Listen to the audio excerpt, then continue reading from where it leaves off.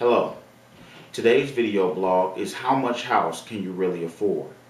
In my line of work as a real estate investor with rent-to-own properties, I see families all the time that make the mistake of trying to buy a house that is much more than they can reasonably afford.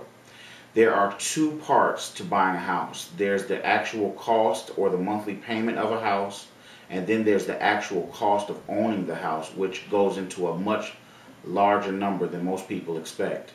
Most people, when they look at a house, they figure that they can afford a payment based on what they feel they pay already or what they feel they can afford based on their income.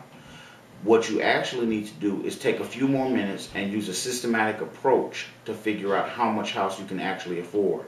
Because when you get into a house, especially if you're coming from a rental such as an apartment, there are a lot more expenses that you may not have accounted for.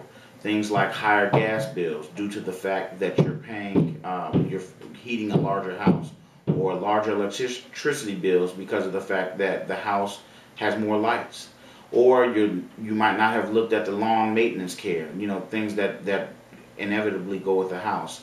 You also might not have looked at just cost of things that break in a house. That happens all the time. So I've come up with a calculation that you can use that is a lot more, will get you to a lot more a realistic number about what you can actually afford as a house. Use this calculation and keep it in mind.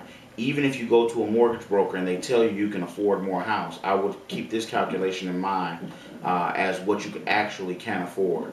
If you use this calculation and you're able to match the numbers in this calculation, then you will probably, in most cases, find yourself very happy with the payment that you have, and you'll find yourself very able to afford other things such as paying down debt or even living debt-free.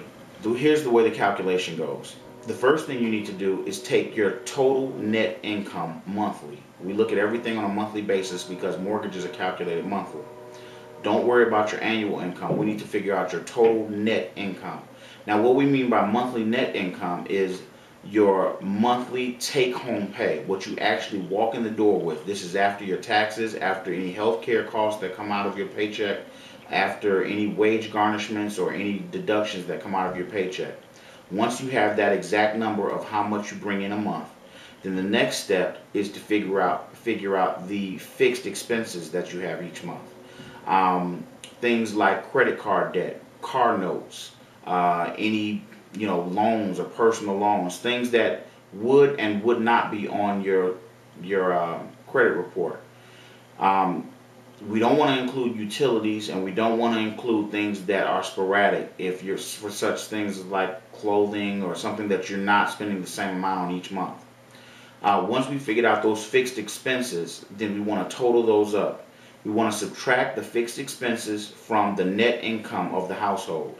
Once we subtract that, we're left with a total number. That number is used to pay everything from housing to utilities to food and everything else. Now, take that number and multiply it by 0.35 or 35%. That number that you come up with will give you a realistic number of where you should try to keep your monthly mortgage payment at, or your rental payment at, if you're going to, under those circumstances, you should live a very comfortable lifestyle. Now, I know you may be saying to yourself after looking at that number that I know I can afford more house and I can afford more payment than this. But by the time using this number, I've systematically looked at it with a lot of the tenant buyers that we put into properties. And using this number, we find the greatest success from tenant buyers. Tenant buyers that are either at or below this number have the greatest success of staying in the house, keeping the house, and improving their credit while they're doing their rent-to-own program because they have additional money available to pay down debt. So if you can stay with this number, you should do very well for yourself. Until next week, I hope this helps you. I hope this was something that was worthwhile. Till next week, I look forward to speaking with you. Thanks.